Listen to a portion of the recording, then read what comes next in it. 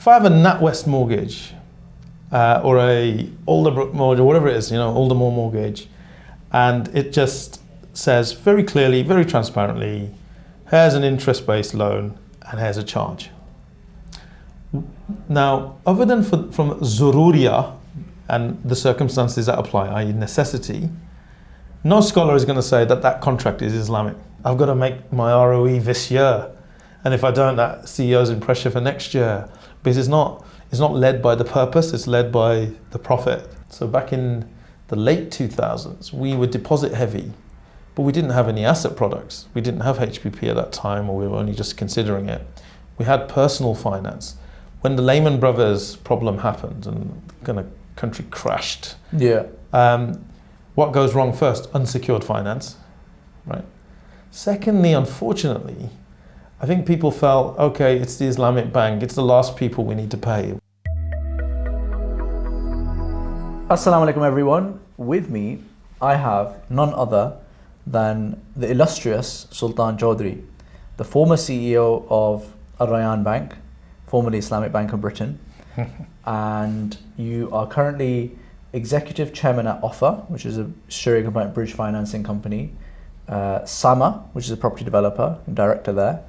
You are Islamic Bank of Australia, you're involved there. Yes, as a director. As a director.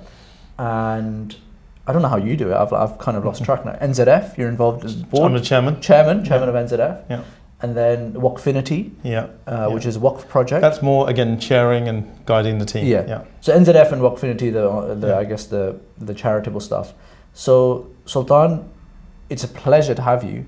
And we're going to get into, because when we talk about hearing it from the horse's mouth, you are the horse at this point, all right? And we want to hear about how Islamic banking got set up in the UK, how your journey went with Al-Rayan and everything.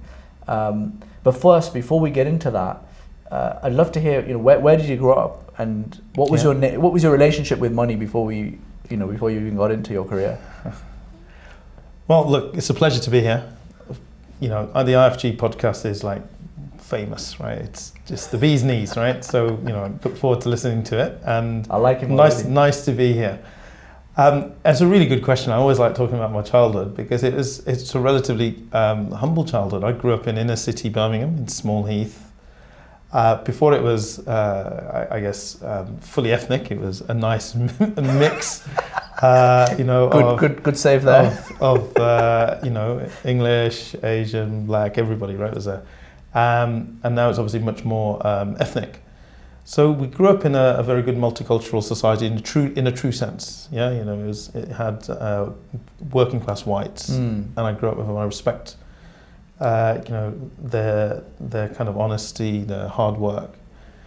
But it was a poor area. Because Dad had come back to Britain to work in the factory, and so we had a humble house, terrace house.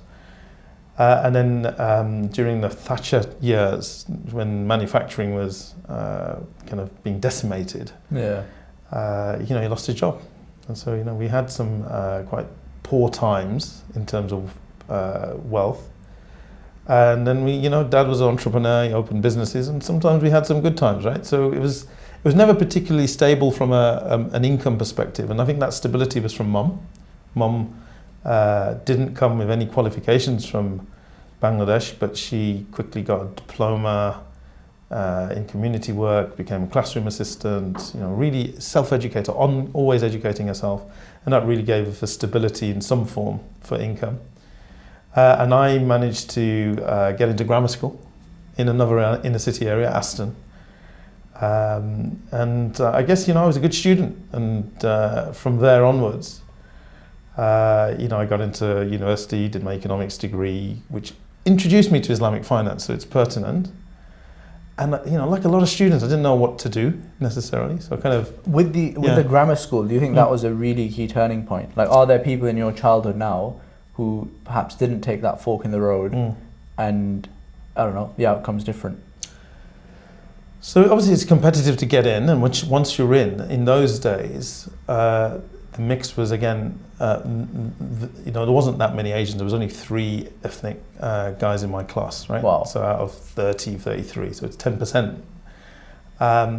And it was a kind of very traditional school, a lot of rugby and it was a boys' school, so a lot of scrapes, and you literally had to develop mental toughness, whether that was on the rugby field or dealing with, in a kind of young male society, there is obviously some, you've got to establish some position, some balance. So what were you then? What were you in the gang? I was one of those weird ones. I was a nerd and a rugby player. So I was with the nerds, doing science, playing bridge, and all of that, and I was in the rugby team.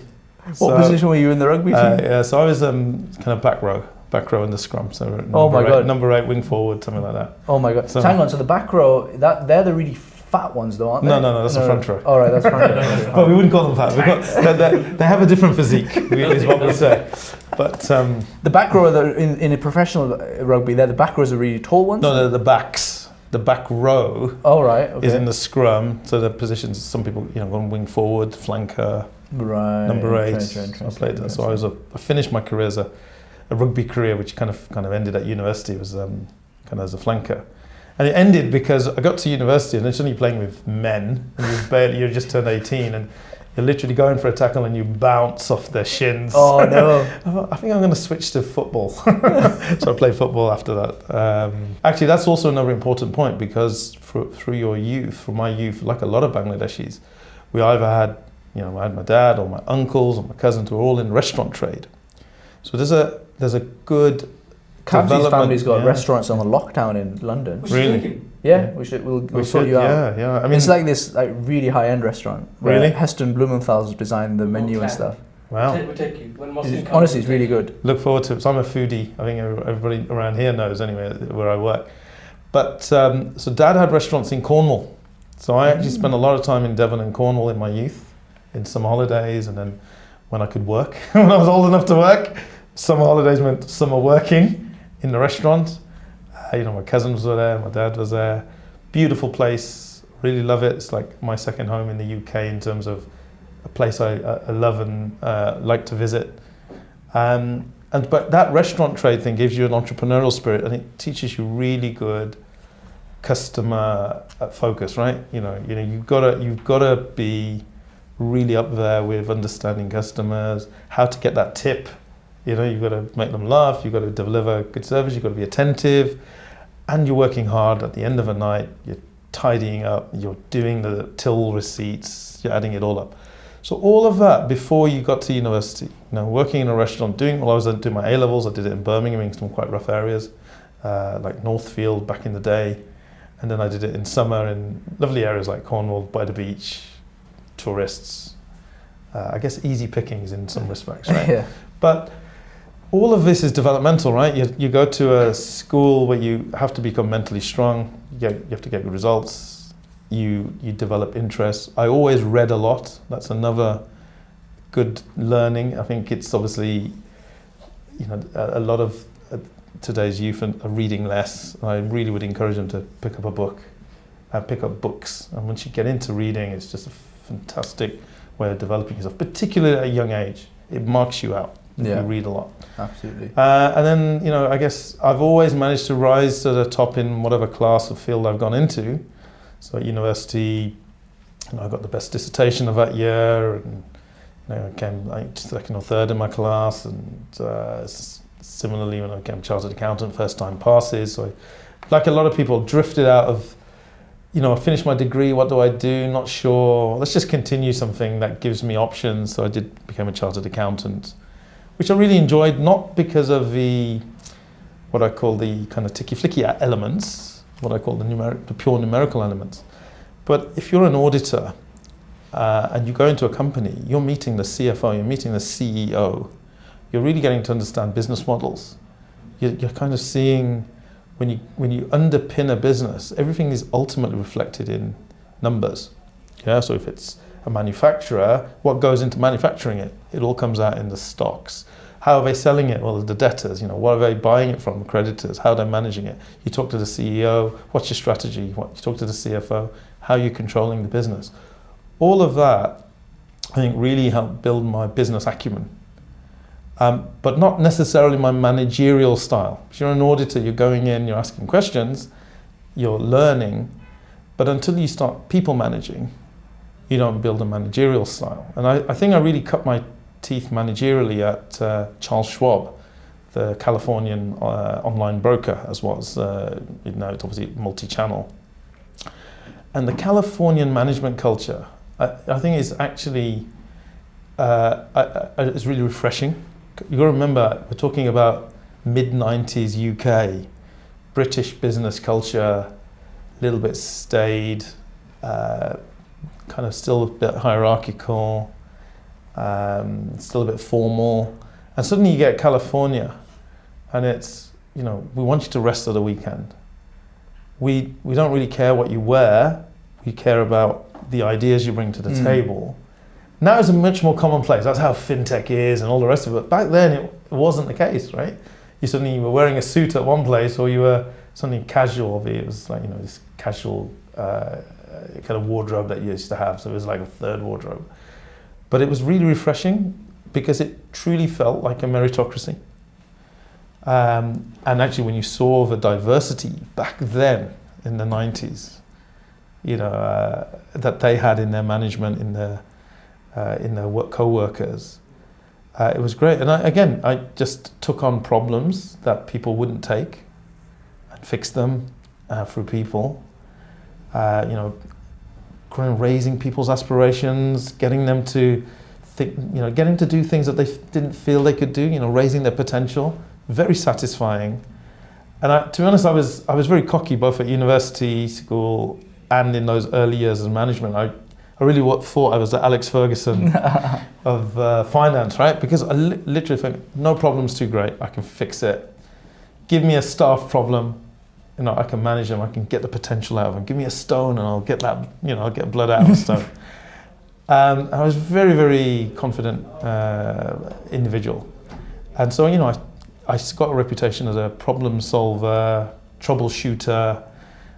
But in finance, especially when the market kind of leveled off, that suddenly became right sizing, restructuring. How do you cut people? And there was a big yearning within me to start something, create something, build something. And because I had this interest in Islamic banking from my university days, I'd read some, Islamic economics textbooks. The books you get now are much more practical, but then it was like, the factors of production in Islam, and they're different from the factors of production in, conventional economics and all of that type of stuff.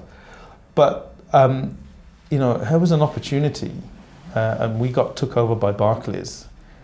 And I was doing some work for Barclays in banking, as it happened. So that's kind of my first exposure to banking.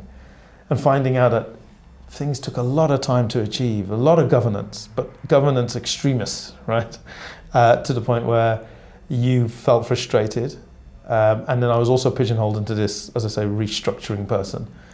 And then the opportunity came through some venture capitalists in Bahrain to join the management team of a startup. And I remember this is well before Silicon Roundabout, but we were in Old Street in London, in a basement, building a bank with whiteboards. How big was the team? There was about 6 of us to begin with. And I got the operations gig. My mate, one of my friends got the finance gig, somebody else got marketing. Who was leading it at the time? A gentleman from Barclays, as it happens, an ex-Barclays guy, Michael Hanlon, who had gone on to open a brand new bank in Eastern Europe. Eastern Europe, remember the late 90s, Eastern Europe was opening up new banks, financial services liberalization. And so he'd opened up a bank in Poland. I think it was an Austrian bank opening up in Poland. And so he was hired as a new bank, first high street bank in the UK for decades. Right? High street bank, people think it's Metro Bank, but actually we opened the first high street bank prior to Metro. And what time did, when you joined, had they already got the license? Or nothing.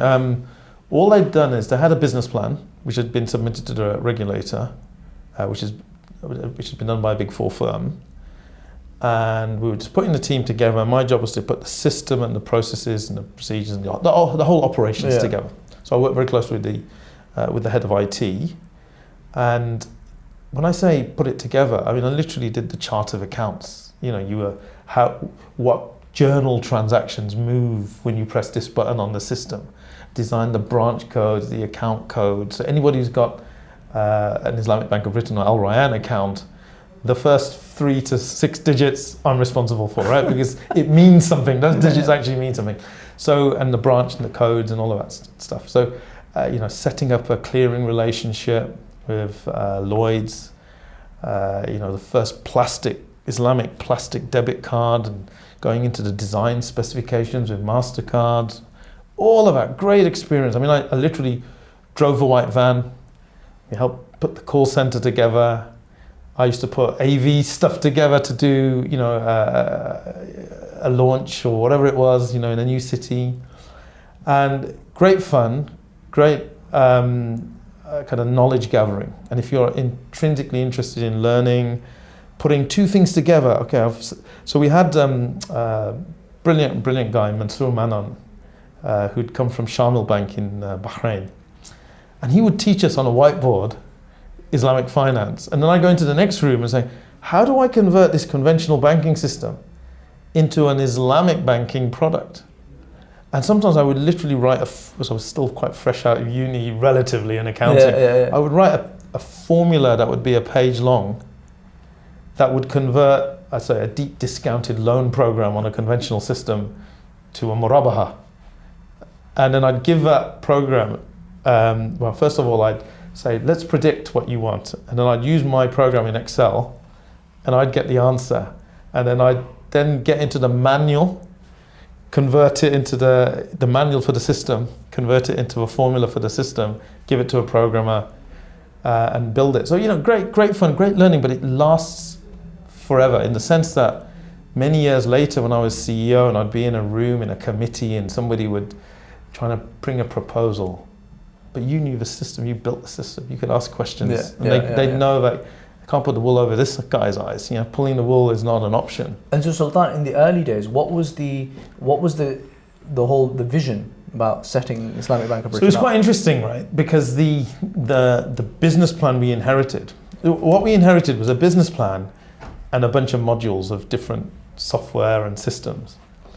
And it was like, well, we bought it, put it together, even though actually there was a number of modules we never ever used. So it was just, you bought them without doing the spec. But look, but the vision was, hey, we open a bank, put Islamic on the front of a tin, and we'll have 350,000 customers within a couple of years. When I say a couple of years, within a year and a half, 2 years, something like that. Something ridiculously ambitious, written on assumptions like, there's 3 million Muslims at that time or whatever it was, and we're going to get 10% or something like that.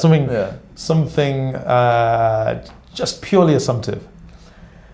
And of course, human psychology and consumer psychology in particular doesn't work like that, because just a few years back, BCCI had gone bust.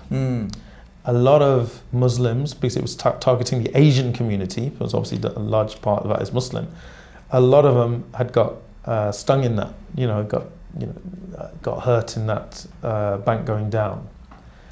And so what happened is I set up the operations and the CEO asked me to go into sales.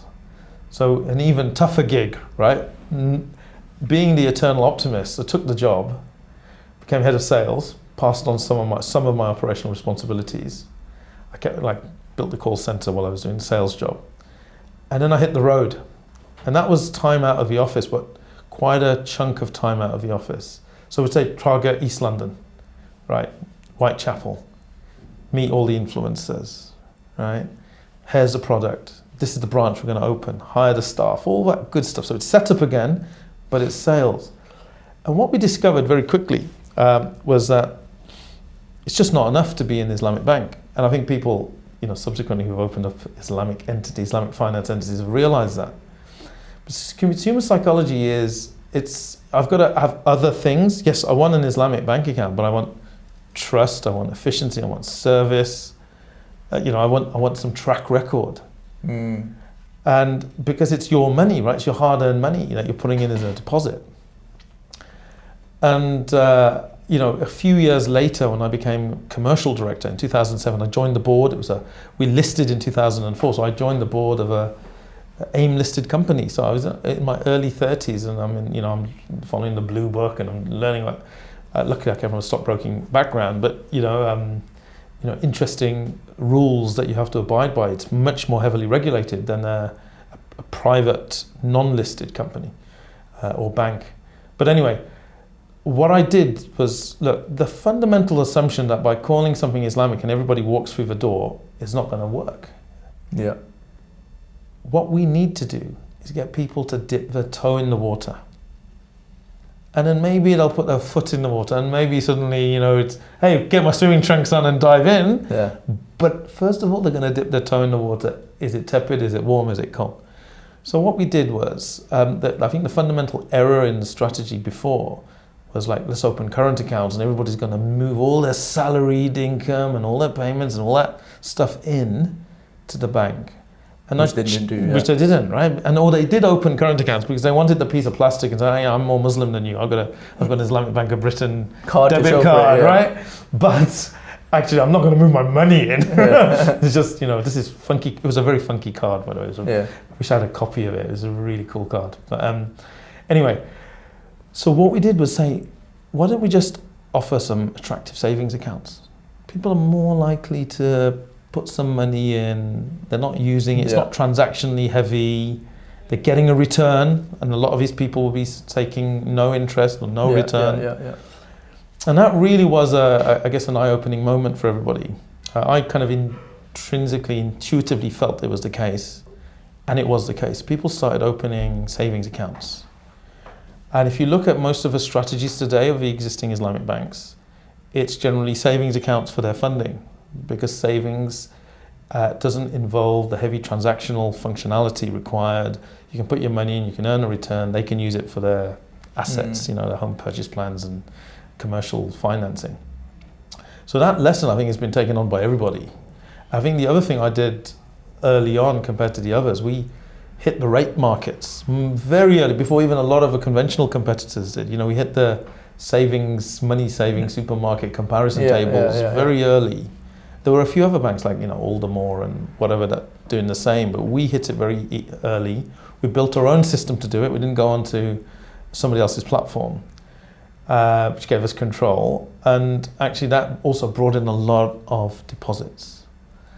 And of course, that was a failing as well at one level. So back in the late 2000s, we were deposit heavy, but we didn't have any asset products. We didn't have HPP at that time, or we were only just considering it.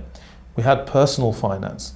When the Lehman Brothers problem happened and the country crashed, what goes wrong first? Unsecured finance, right?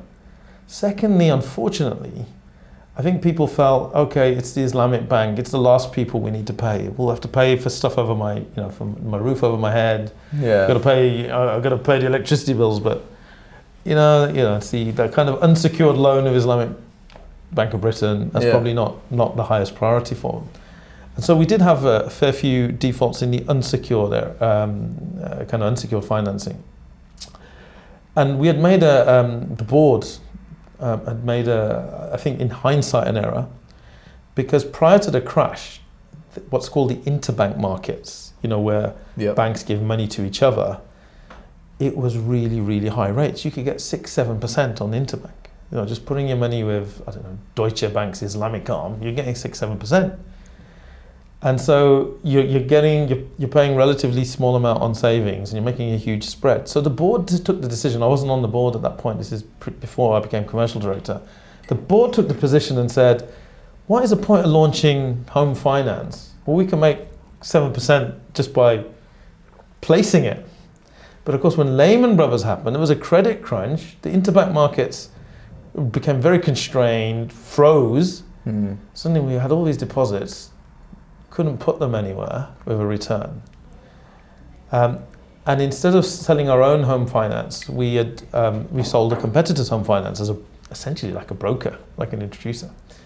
So the first thing I did, again, in this kind of pivotal moment in 2007, when I joined the board, when I became commercial director, essentially number 2 at the bank, was we're not going to sell that anymore. We're going to obviously gently extricate ourselves. We're going to build our own. So we built our own home finance product. And people, I guess to a degree, thought I was crazy because, hang on, you're going up against HSBC and Bank of Ireland, who had the Al-Rayan one. Right? I see. And you're going to just go from scratch, and you're going to go in against them. And you're asking about who were the original guys with home finance. There was UBK, United Bank of Kuwait, which subsequently became Ahli. They had a Murabaha-based product. I think they then finally did a kind of Musharaka or Ijara-based product. You had HSBC launching an Ijara-based product, eventually becoming Musharaka. And then you got Al-Rayan, who did what's probably the closest to the most common model today, the diminishing Musharaka with leasing product. Academic question: why did those guys switch away from their? Yeah, so okay, Ijara? They're okay. I'd love to say is we entered the market and we scared them. We definitely had a part to play, and it's simply this, right? When you're part of a dedicated Islamic bank, not a window. My raison d'etre is to do Islamic products. So I was launching variations of my product quite regularly, right? Okay, we've got the basic home finance. Let's do a variable one. Let's do a discounted one. Let's do a fixed one. Let's move into buy-to-let. Let's do a discounted buy-to-let, a rent-only buy-to-let. We did the first ever buy-to-let product. And if you're sitting, from my experience at working at a big high street bank, if you're sitting there, and I feel, actually a lot of empathy for my colleagues who worked in these other banks, they could see the need. It's very collaborative Islamic finance. We sit on the same stage and we're talking. Yeah. They could see the need, but Sultan, you know what I have to do to get a product out? I've got one, but I go in with a pitch for another product saying, we could spend the money there, or we could do this ISA, and that ISA is going to bring us 5 billion. And how much did you say your new HPP variation is going to do? Well, maybe another 50 million. It's hard to win the business case because it's not the raison d'etre of an entity. Yeah. So usually you find windows are set up defensively. Yeah. Sometimes you have somebody with foresight saying, look, there's potentially a new market for us. But they're usually defensive mechanism. I need to keep my customers who are Islamically minded and they might head off somewhere else. And that, if that's the reason behind your window, is not really a vision, it's a defense. To grow it, yeah. Now for us, it was exciting times. We were developing HPP, we were hiring teams. And so my question was more the structure. Yeah. So why did you guys decide to go for the diminishing musharaka rather than the murabaha or ijara? So we took advice on that as the best structure. Remember, this is pre-regulation. So these products were not regulated at that time. Yeah, wow. So we felt that conceptually it was the best product and one that would resonate with consumers because we're sharing the home. It's easy to explain. Yeah, it's easy to explain, but it's also much more different from conventional, right? It's a loan and a charge, right? No. This is shared ownership. You're paying rent on the bit you don't own, right? Which is great, because that's what the guys feel is conceptually different. And actually, I felt the team could really sell it really well. So that's one of the reasons. And I think fundamentally the other parties joined the fray up until the point they left the market. And obviously they left the market in kind of 2010s, around that time. And it's a shame, right? But we took advantage of that kind of fertile ground. We had to build up a book.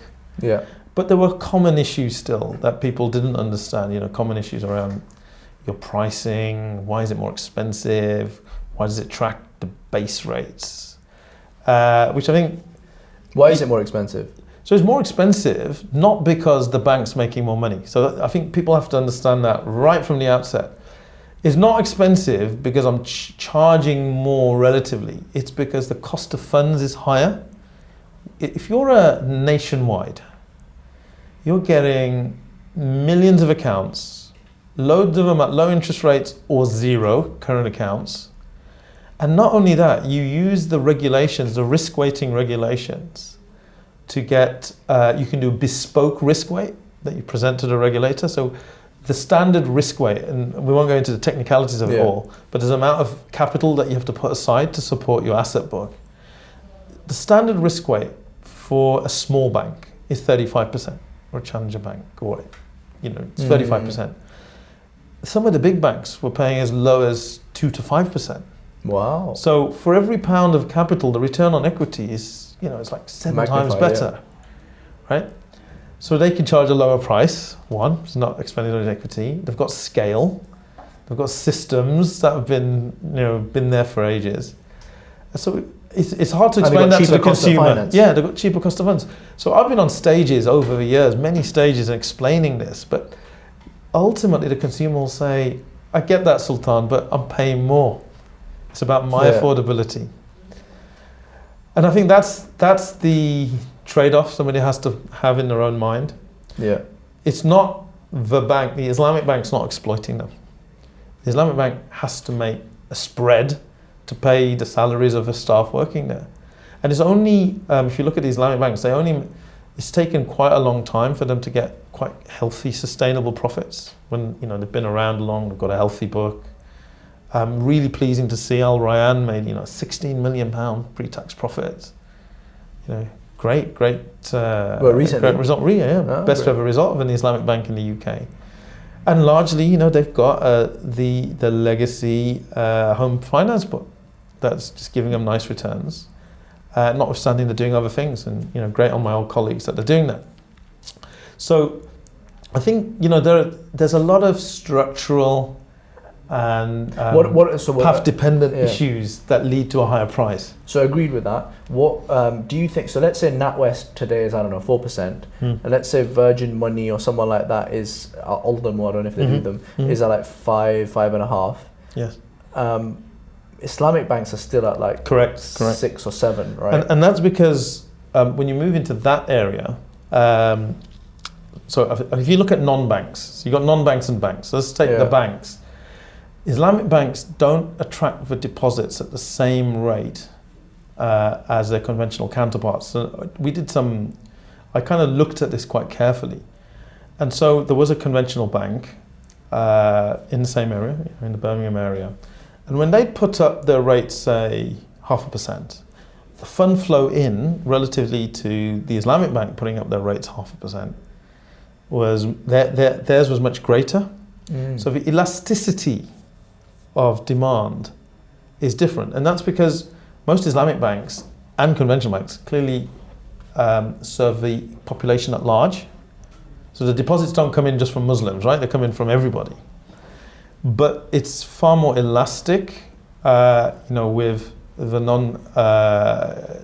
with the conventional banks, in that if the rate goes up, they get more, and it's a bit more inelastic, with Islamic banks. So there's one. So what does that mean? Ultimately, to get the same pound for pound, you have to put the price up a bit higher, which means the cost of funding is a bit higher.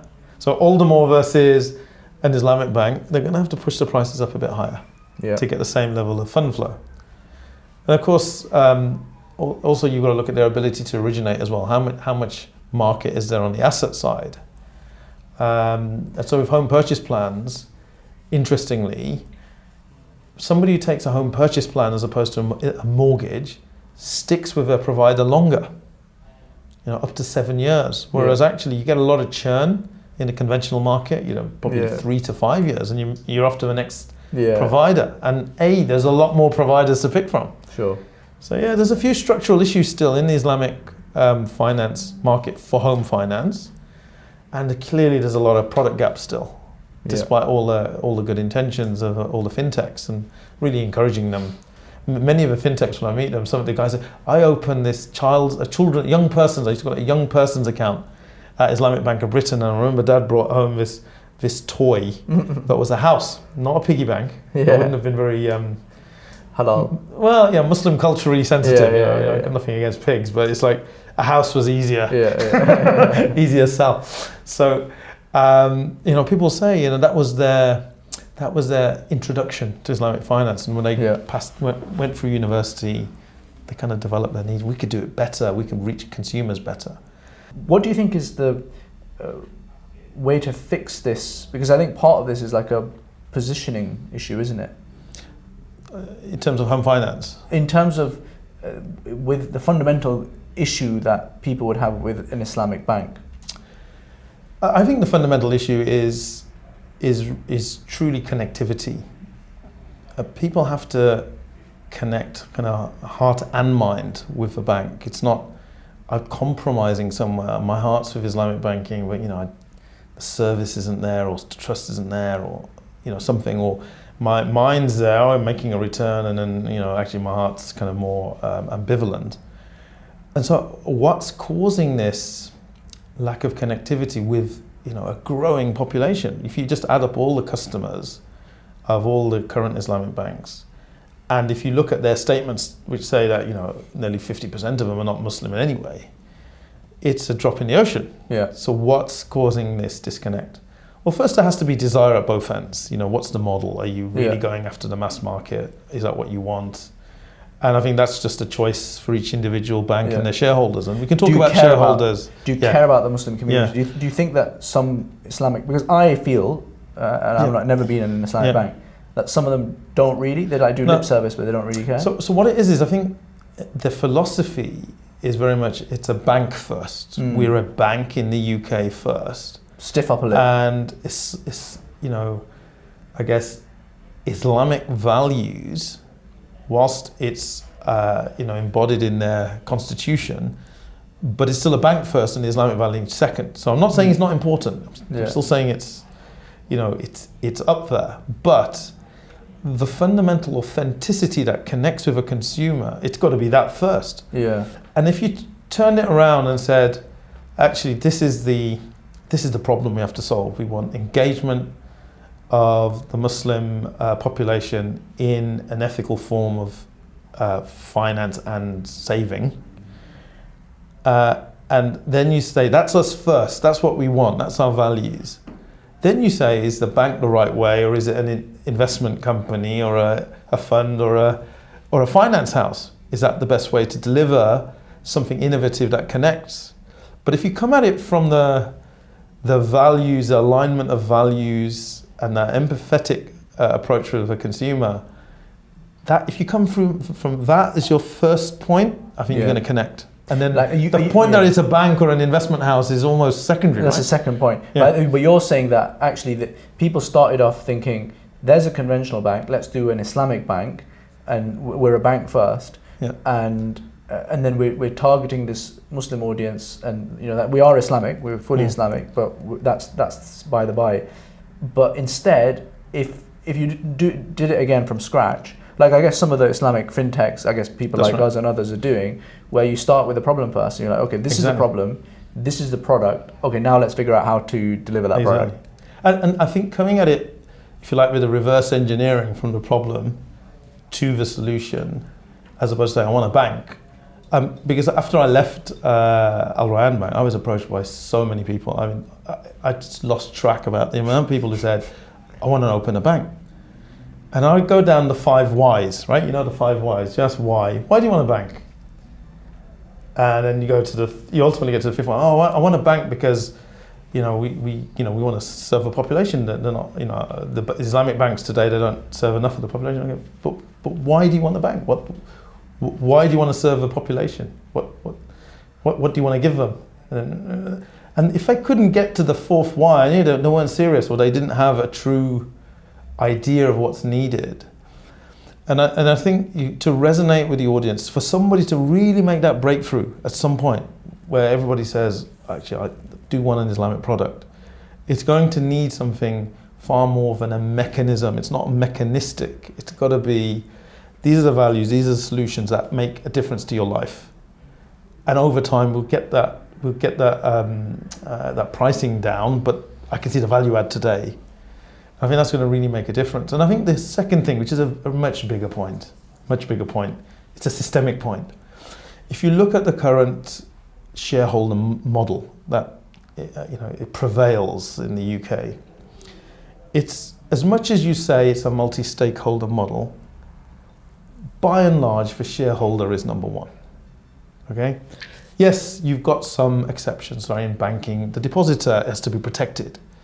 but the shareholder is the key stakeholder. And so we've seen a progression now to broader, I guess, stakeholding through, profits with purpose, and we've got to consider the environment, we've got to consider, staff and suppliers and all of that, right? Which is great.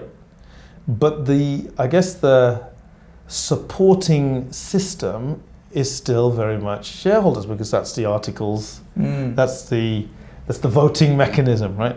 And if the shareholders aren't sat in the UK or care about the UK, it's not so much that. Look, I've got no issues with people, working the system for what it was designed for. So if you're a shareholder and you want a profit goal, and you've got this entity, that's what you're doing, right? Sure. You've got your own objectives. But I guess my hypothesis is, if you want to protect those values, so you re-engineered your products, right? And you've got the products, you've got some connectivity. That doesn't mean it's timeless. It means in the moment you've met that need, but ultimately, let's look at the fintech model. It's round, it's pre-Series A, Series A, Series B, it's listing. Shareholders are going to come into play for a return, and it's the model that we're in. Yeah. But how? And you have to ask yourself, how does that protect the values that you espouse and you connected with the audience with in the first place? And I would really encourage the founders of these fintechs to ponder deeply on that.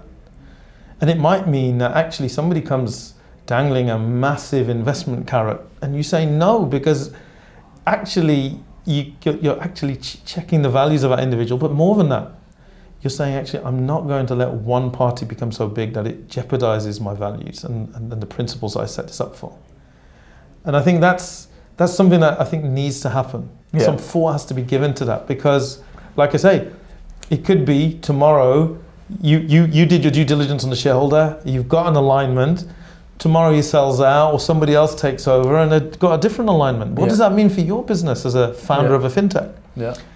And I think, that's, I guess, while people have looked at it negatively, the role of different share classes, etc., if it's done for the right reasons, it's protecting values, not that it's done to reduce accountability and equality of shareholding. It's done for the right reasons. I think there should be mechanisms to protect that. Yeah. And Sultan, do you think if we are ever to truly deliver like full-on Islamic banking, 50% penetration in the Muslim community in the UK, is it just a brand thing? They just need to have that trust. I think it's a fabulous question, but it would probably need a thesis to answer it properly, because you have to look at all the factors from the supply side and the consumer psychology and demand side. So supply, what do you mean by supply side? So supply side is obviously the availability of products and banks, the brand should only be, if it's an authentic brand, the brand is telling you what the people are doing within the organization. It's not just a marketing, glib marketing logo and strapline. It's actually links to the values of the people operating. The heart of it. Yeah. So you've got to think about that. But the consumer side is, what are the factors that create inertia?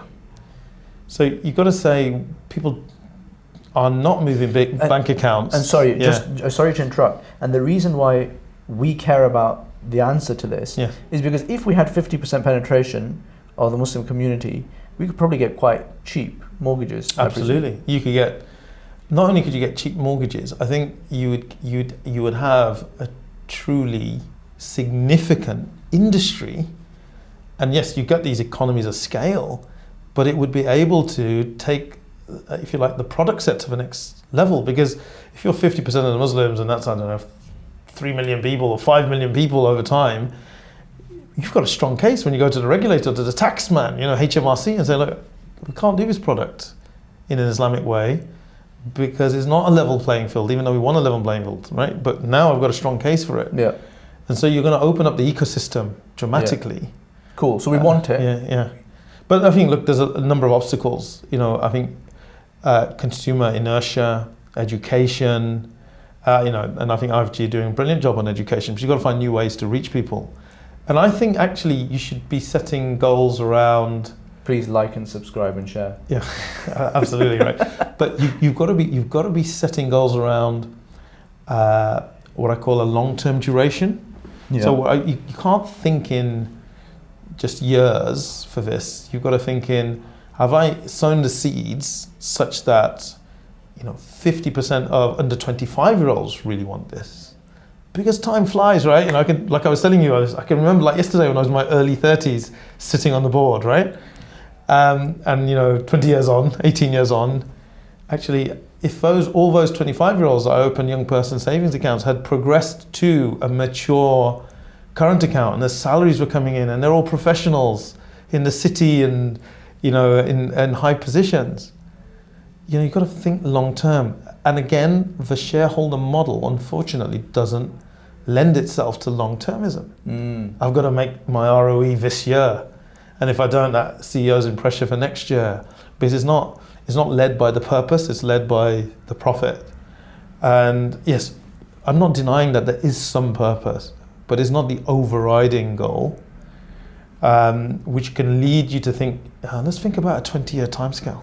Let's think about a 10-year timescale. These people that are in a loss-making account, student account, a young person's account, not making any money on this, but actually these are the professionals of the future. They're going to be I've still got my account from school with the High Street Bank. So even though I moved a lot of my stuff to an Islamic bank, I just kept it running. Same. Because, they were the ones who caught me when I was, 14 and gave me a little debit card or whatever it was. And similarly, I think you've got to provide that progression. So when they hit 18, can you give them a student account? When they hit 21 and become a professional, are you there with a first-time mortgage and a savings pack and a really innovative savings package? And you're supporting them through their life, and they'll be with you because it's sticky. So okay, that all makes sense. What about people who say that Islamic mortgages are not really Islamic, and they say that you peg it to the base rate or SONIA or something? What's going on there? They say that are you reaching out, and at some point there's this kind of interbank market thing going on, and actually you guys are just pulling the money from conventional at some level and selling it to the mainstream. So let me write that down. So you've got it's pegged, and then source of money, and then you've got people who say that it's just like debt because you're locked into buying it to the end. Any others? Any other issues? Let's just start with those. There are probably other issues, but look, I think I want to come top down. Oh, you don't share risk? You don't share risk? Yeah, I want to come top down to this, right? Because people will come up with very, very specific issues. And ultimately, when I reflect on it, it's a choice between an absolutist approach and a progression to a target approach. And what do I mean by that? So the absolutist approach is, on the face of it, it has some of these flaws or perceived flaws, and we'll go into why they are or not in a minute. And as a result, I'm not going to bother, it's the same thing, etc. But I put it to the absolutist. If I have a NatWest mortgage or a Alderbrook mortgage or whatever it is, Aldermore mortgage, and it just says very clearly, very transparently, here's an interest-based loan and here's a charge. Now, other than from Zururia and the circumstances that apply, i.e. necessity, no scholar is going to say that contract is Islamic, right? And even if you come from there are some people who will say, but let's assume that. But the actual terms of that contract. Some would actually say that is Islamic. Okay. They're a minority, but let's not worry about them. But then similarly, if I say, okay, let's assume I come from the perspective these Islamic products are flawed, but I've got a contract here with lots of, and most of them will not doubt the veracity and the quality of the scholars. Some of these are vice chairman of Majma Fiqh Islami, and they've said, look, I've got knowledge in fiqh muamalat, and this is a legitimate Islamic contract. Right, and you'll have other scholars, like you say, who say, no, it isn't, it's all the same, and there's all these flaws. But even in that scenario, I've got one that's pretty much black and white, notwithstanding the Sharia school and all of that, right? And then you've got these people who are saying, okay, there are a lot of eminent scholars that approve it.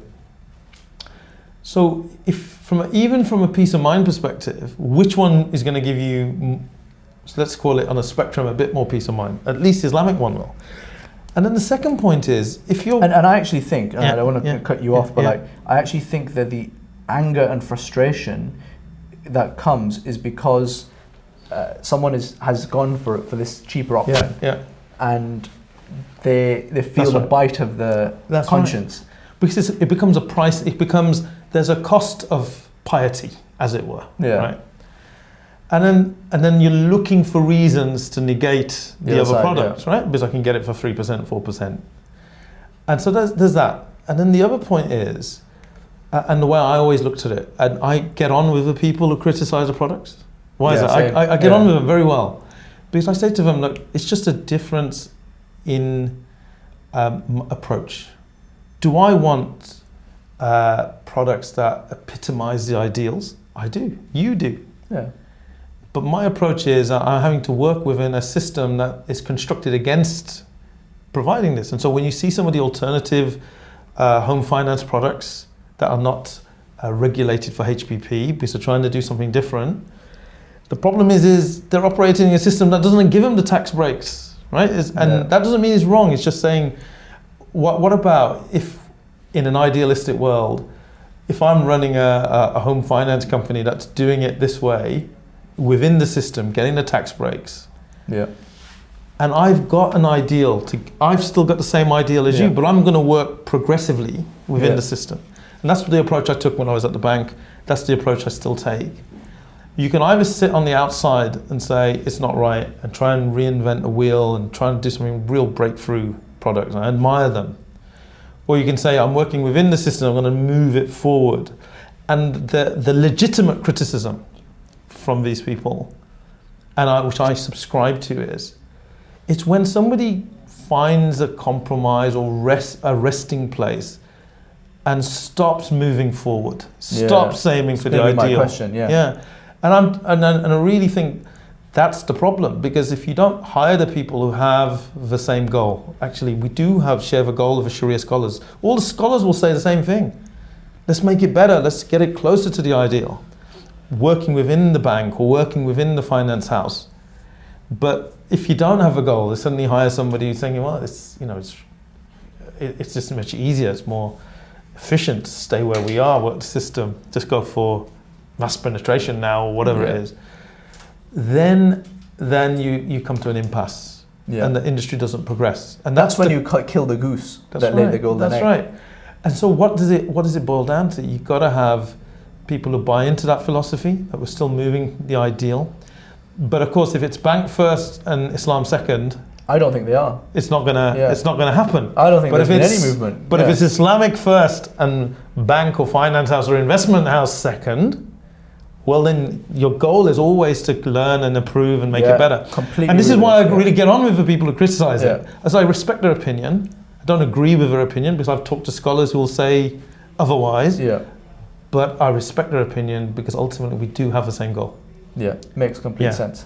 And I completely agree with this, by the way. When I've been working on this very long article on Islamic finance and where we need to be going, and I think it comes down to the same point, which is that the frustration with Islamic finance that people have is because we're solving for a problem in this microcosm, in this like very narrow view, and actually, if we take a step back, and there needs to be a vision, often there isn't in Islamic financial institutions, and you sketch that out and you say, all right, this is where we are and that's where we're going, then people can kind of understand, and there needs to be that movement happening. But at the moment, I don't think there is a sketched out end vision. Often, I don't think there is a path, and I don't think there's any movement. That's right. So people are upset, and that's why I said it's a legitimate criticism of where the industry is today, and people are I guess hoping that the new players will shake it up, and I hope so too, because even. It's an ecosystem. So when somebody pushes the boundaries, it creates the whole equilibrium to shift. Yeah, and we do want that. Well, I want that. So But I think what it is what it boils down to sometimes is etiquette. It's the etiquette of pushing your own philosophy or criticizing somebody else's. Yeah. And I prefer to, if I've got a product, I'll just push my product and the goal that we're going to, and have some patience with us. We're talking to lawyers, and we're talking to muftis, and we're talking to the regulators to try and push it forward. Yeah. But we are where we are. Or I can sit on the outside and critique, throw stones, or actually do I just push my own product? And I think it's better, the etiquette is not to throw stones, because the market's small enough. Throwing the stones causes what little confidence there is sometimes to dissipate further. Yeah. And I think this is where we do all work together and say, I respect your difference. Yeah. And I think it's a maturity thing from a community standpoint, and I guess it reflects in other aspects of the Muslim community. Sure. Do we have the maturity to learn how to disagree in a mature way, which doesn't actually, cause this division? And there is a methodology for that, right? And we don't adopt it. So Sultan, I take great pleasure in asking you these questions because they're the questions I always get asked. Yeah. So I didn't sidetrack them well enough, clearly. I know. And I'm like, I always internally roll my eyes because it's like the 1,000th time I've been asked it. But now I'm on the asking end. Of course, yeah. So pegging, one-line answer. Well, this is an easy one. That's an easy one. Pegging is easy, right? Because it's an index. The contract is not saying it's interest. The contract is saying it's profit or rent. And all we're saying is, if a guy, as the famous example from a very famous scholar, is if you've got the beer shop next to the lemonade shop, and the beer shop guy puts his price up 5%, and the lemonade shop guy puts his price up 5%, does it make the lemonade haram? No. The answer is no. Bismillah. Right? Okay. Done. Lemonade. Okay, lemonade is the answer there. Right. Source of money. Source of money, right? You go to the halal butchers. Does the butcher ask you where you got your money from when you buy the halal meat? No. Because the contract for you is between him and buying the meat. But the person who earns their income in a halal or non-halal way is accountable to Allah for that income. And so at that level, I think you don't have to consider that to that degree. Having said that, Islamic banks should have a virtuous circle, where it's deposits. Islamic savings accounts, etc. But I think it shouldn't be at the cost of new entrants, like StrideUp being able to get funds from the wholesale market. Yeah. As long as, because if you look at the long-term plans, it's clearly to develop something a bit more sustainable, right? Yeah. So, that's kind of my view. Again, that's in the progressive view. Yeah. But I believe, the source of funding, providing it's sharia-compliant and certified as such. Yeah. And I can take confidence in that, then I'll live with that. Because ultimately you have to, if you go down otherwise you're saying track, every window is not work, every window's pretty much out. Exactly. and even in the savings accounts, like you tracking through where that money came from. Yeah. That could be anyone. But I mean, it's like saying to somebody who, I don't know, is working at Santander today, and you go to the butcher shop and he wants to buy some halal meat. Oh, sorry mate, you work at Santander, your income's from riba. Can't sell you, right? It doesn't work like that. It doesn't work like that. And in fact, from a fiqh perspective, it doesn't work like that. And you're excluding that person, even from psychologically. You're trying to bring them in to the fold, right? Okay, so fiqh response there. Yeah. Debt, it's all debt because you're locked into buying it from the start. Yeah, well, if you look at the contracts, they're very, very flexible. We just mentioned earlier that the typical Islamic HPP contract might be 5 to 7 years.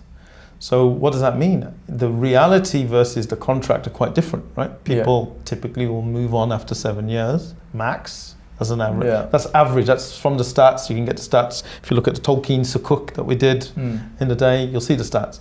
So actually, how are you tied in to the endpoint? And secondly, what's the motivation of the person? Finance is a derived need. People don't say, I want finance. They say, I want a home, I want a car, right? I want to buy a home, I want to own wholly a home. If that was their niyyah at the beginning, and it's essentially a payment plan because of a diminishing musharaka, I just don't think it's got quite the same characteristics that debt, because debt for debt's sake is like, different. I've got a real derived a real demand, and the finance is a derived demand. Yeah, and is it treated differently? I'm interested. Is it treated differently when you package it up, securitize it? You know, are there? Yeah, there are distinctions because of the ownership stuff. So you got to set up. It gets a bit complicated, and but you have to set up trusts that enshrine the bit that the bank owns, which is the bit the bank's essentially securitizing, versus the bit that the customer owns. So you're packaging it that way. But ultimately, securitization is about income against the asset, right? And if you're providing a securitization, if say a product, one of the components doesn't fit anymore, I don't know, it went from, I don't know, it became a student buy-to-let or something, you can take it out and replace it.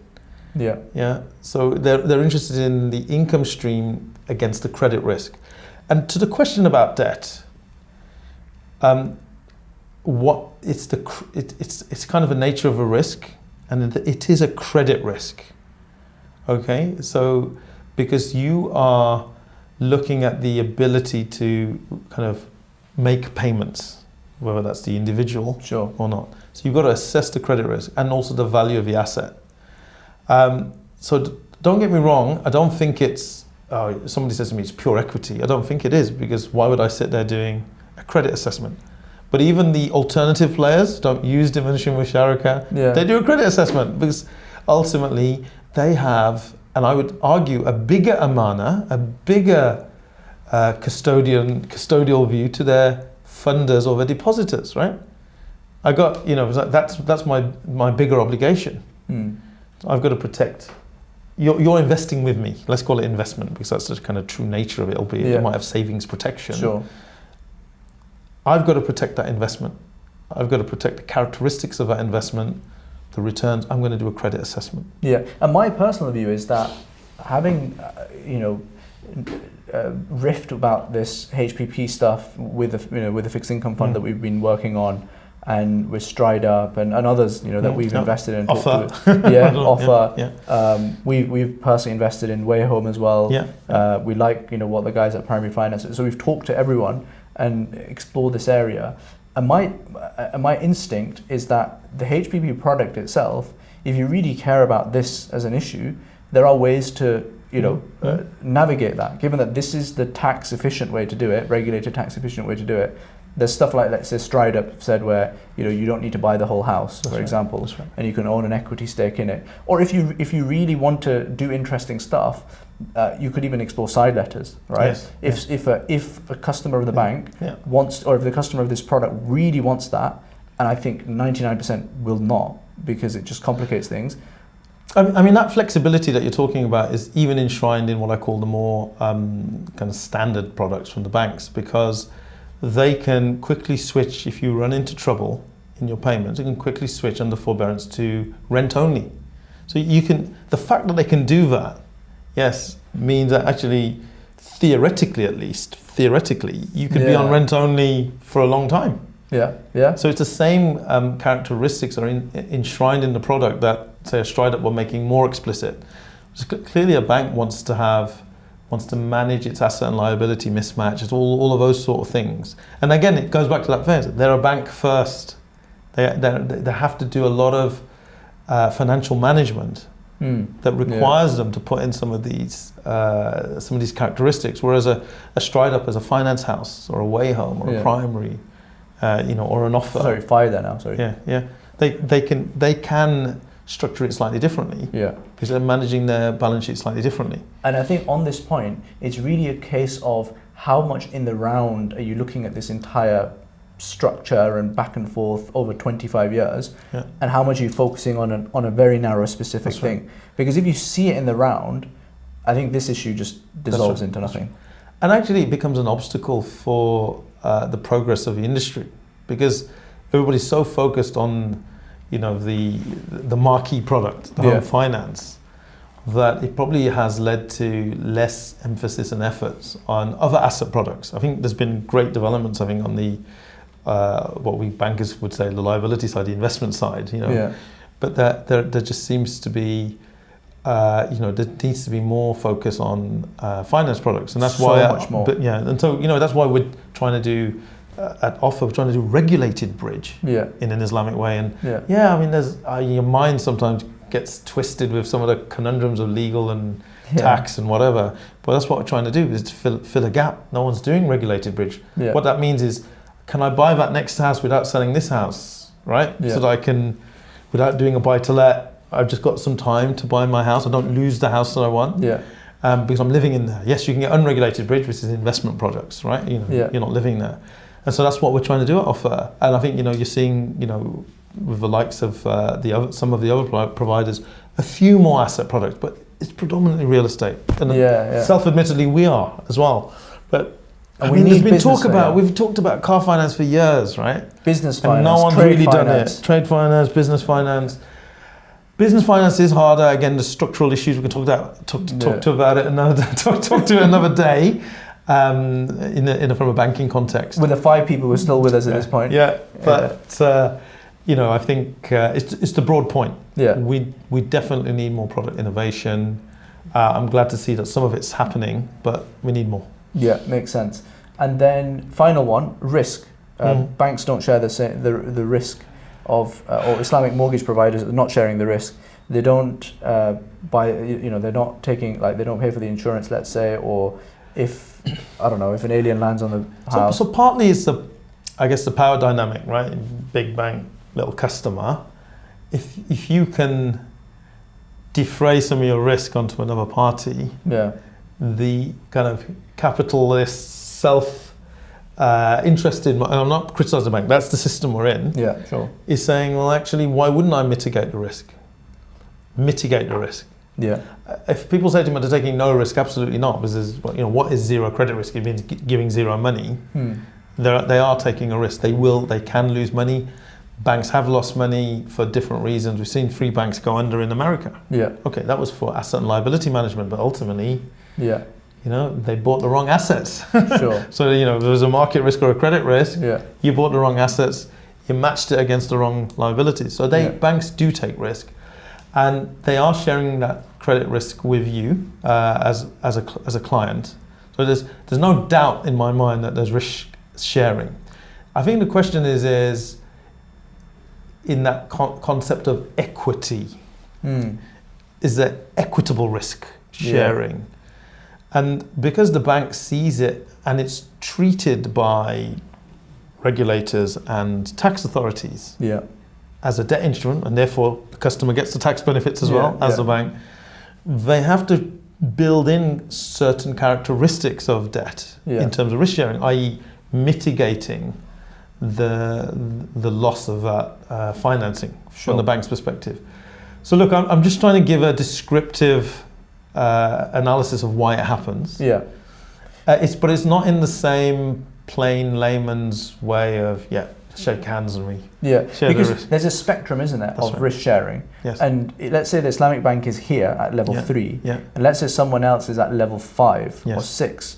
Now they can legitimately claim that we're taking more risk, but I think that as long as you're saying that there is some risk sharing happening, it is all Islamic, right?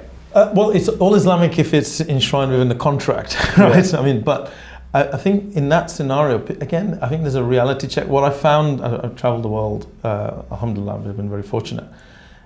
But if you go to the US, there's far more financial education, whether it's investments, people have to manage their own pensions within a 401k. But they understand that one fundamental principle. If there's higher risk, there has to be higher reward. You guys are investment guys, right? There has to be. So again, if somebody's willing to do more risk sharing with you, and like some of these alternative models, I'm happy to do that. Let's shake our hands. It's 50-50, whatever it is. You can't expect to pay the same rate as something that is being funded by Safe as Houses deposits, right? And I think that's the kind of educational gap. It's not an educational gap on just the products themselves, but understanding how the world of finance works. And then I'm conscious of the time. I actually don't know how long we can go. But, and I know you probably... It's tea time. No, I'm fasting. I can go on. 2 more questions and then we'll wrap up. One is, where do you think the future for shared ownership models is? And I'll give you my my hot take, and I want to see your perspective, and then perhaps some thoughts on the nature of money itself. I think I'd be personally quite interested in it. So on shared ownership models, at the moment, my understanding is that they're cheaper than a lot of or the available Islamic mortgages because of the way that the rates are at the moment. And in order for them to, I think, really truly scale, they need to get through regulatory changes that allow them to, get rid of, let's say, the double stamp duty issue and other taxation issues. And I don't know if that's going to happen or not. Well, I'd encourage them to, make progress with, the advocacy of that model. I think it will boil down to a regulator or a HMRC, a taxman's take on that perennial question of, is it more debt or is it more equity, which will govern some of those taxation issues. And because that's the environment you're in. Because that'd be nice if you sat down and you had a white piece of paper and you'd probably design something much closer to that ideal. And it's only when you add the other elements of the system, regulation and tax and legal issues, that some of the I guess the additionalities occur that cause these debates and differences. But I would really be supportive of more of this model kind of developing. At one level you say it's cheaper, but that's only because I haven't seen it in a scaled up way, because in a scaled up way, even these models require funding. And they have to go to the market unless they can find a way of getting it through investments or savings, or if we get a banking license. Yeah. And then they're going to end up charging, unfortunately, higher amounts, because the market is the market. If Islamic banking was 50%, we can move a needle in the market. Yeah. If we're less than 1%, it just doesn't change the equilibrium of the pricing. Yeah. So you take an economics viewpoint, we can't impact that equilibrium. That the pricing is the pricing in the market. So to dumb it down for investors or for people, let's say shared ownership is at, let's say, 5% today. Yeah. Islamic mortgage is at 7.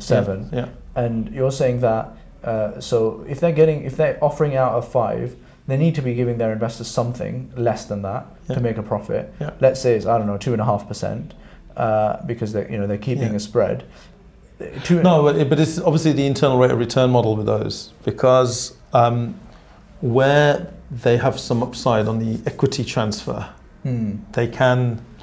I'm thinking more like Way Home and maybe to a degree a bit of Stride Up. Yeah.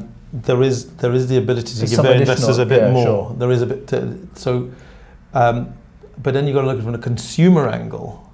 It's not that interesting. Ultimately, are they going to pay more with this way or that way? Yeah. And I think generally they'll pay less with a finance structured closer to debt in reality, because debt is cheaper. Unfortunately, that's just. And I think I read a nice article in I think it was the FT about, well, the whole system the design of tax encourages debt, right? Yeah. Versus equity. And if you can switch that around a bit, it could just really redefine the whole financial services landscape. That would be massive, yeah. I think that's definitely something to campaign on. And what about if the rates just remain quite high for the next decade? I think that could be quite an appealing place for them. Well, yeah, absolutely. I mean, look, if you look at the original housing association shared ownership, where you can get into a home with a small deposit, and then you're just paying, some of it's debt, some of it's pure rent, and some of it's pure debt. It's a way of getting on the ladder, and a way of maybe keeping prices low in high rate environments. So I think there is a question for it, but can they keep it at 5% if you scale up? I mean, it's my big question mark, because it requires somebody to take something less than inflation, right? Somebody somewhere in the system has to take less. Yeah. So it might be an investor saying, I want to support the goals of this organization. I'm happy to take 2.5, just cover my zakat. Yeah. But that's what we call social investing or impact investing, right? You're not purely going for the profit, but that becomes less sustainable as well. Exactly, when you go to size. Okay, final question, Sultan. Nature of money. Where does money come from? Just this argument that the way that this money creation happens today, a lot of it comes through private banks and the issuance of debt. What's your take on all this, and what's, I don't know, the ideal Islamic view in your view? Right. Look, I think there's a couple of ways to look at the nature of money, and you've got the people who say, like, we should be dinar based, i.e. gold based, because there's a finite supply of gold. Sure. Right? You got to go and dig it. You got to mine it. A bit like you're going to go mine it. And so that is a supply constraint on money, which governs the level to which inflation can rise if you study supply side economics. But in reality, how is money created? The majority of money in this day and age is created because of credit terms. Now, whether there's interest or not, as soon as you give somebody credit, they then have the ability to spend something else somewhere else, and you kind of have a creation of, let's call it spending power. If it's not physical notes, but it's money bank by money, another name. It's a money by another name. It might not even be a bank.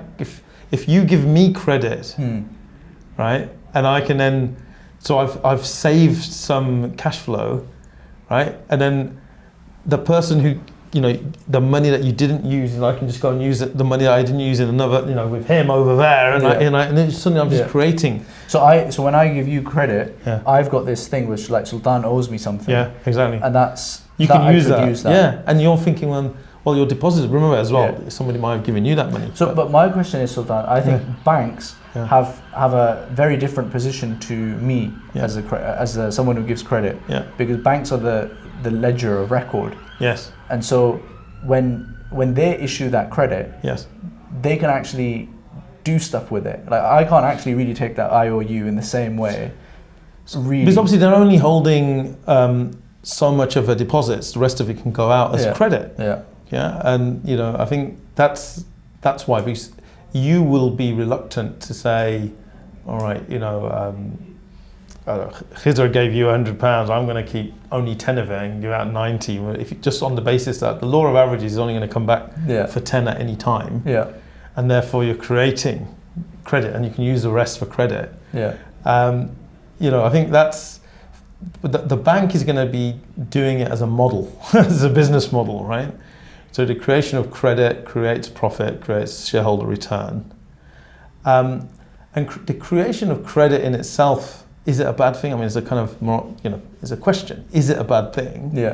Does it enable economic growth? Does it enable people to, spend in the economy? And I think this is a kind of philosophical question.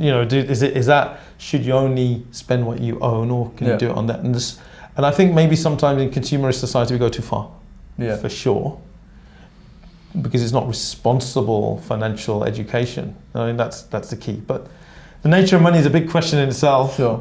What's your hot take on that? Well, I think money is just constantly evolving, and we know now that electronic money has overtaken physical money. Physical money in some countries is down as low as 20%. How do you even, this ledger of record that you're talking about, I just have nightmares of somebody could just go into some system and just add a few zeros and that's it, right? That's it, game over. It's just there. Deleting it or just adding zeros in the system. And it's how do you tackle that? I think if there's the risk is that at some point you get this massive inflation, or you get a lack of confidence in electronic money. And if that happens, then people will go back to physical kind of, whether it's dollars or gold. And I think that's where the regulators have to really control, the risk of fraud, the risk of manufacturing it, the risk of, I think it's all about confidence. And that's, unfortunately, let's recognize for what it is. Fiat money is basically a whole system based on confidence. Military power, sovereign confidence. It's confidence. And that's the world we live in.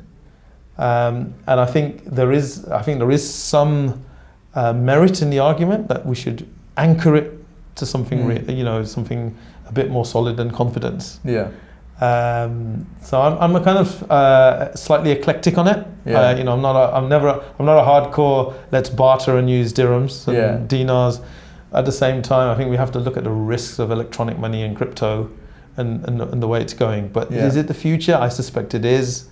We're just going to have to evolve our knowledge of it, our controls of it. Agreed. Yeah, I think my personal view is I'm not fully settled on it, to be honest, but my instinct is not gold, because I think you're trying to solve the problem of inflation. Tick. All you've done is put the hands, the power in the hands of the Ghanaian miners for some reason, and that's somehow better than the Bank of, possibly it is actually, but anyway. I don't think that, but then I think that, I think leaving it as fiat has its own issues that we've seen. I think it's like setting real parameters around who can actually create that credit and where can that credit be used, because that's the thing. It's really interesting. I don't know if you've seen it creeping into the news again. So when I was young, everybody would literally, you turn on the 9 o'clock news and it'll be the M1 measure of money versus the M3 measure of money, really? And the money supply has increased 5% this month. You don't hear that anymore, right? No. But that's what it was. That was the news. That was what the news was. It's simplified. But it's creeping back into the literature again. Should we control the money supply? Yeah. I think it's a futile task. You've got to find some way of anchoring it in reality. So I kind of agree with you there. Yeah. Well, we'll find out, I guess, in 5, 10, 15 years' time. Yeah. Sultan, it's been a pleasure. I know I've grilled you. It's been a compendium of economics and Islamic finance. Yeah. So I think I've lost like 99% of the audience, but I'm happy. So that's the key thing. This is like a kind of Newsnight, BBC Two kind of chat. It's not like what brand do you wear for your jogging pants? No, definitely not. Big bonus, plus he's fasting. I know, plus he's fasting as well. Well, anything to spend, pass the time, right? I know, that's it. Jazakallah khair. All right, take care. Assalamu alaikum. All right, assalamu alaikum, everyone. Thank you.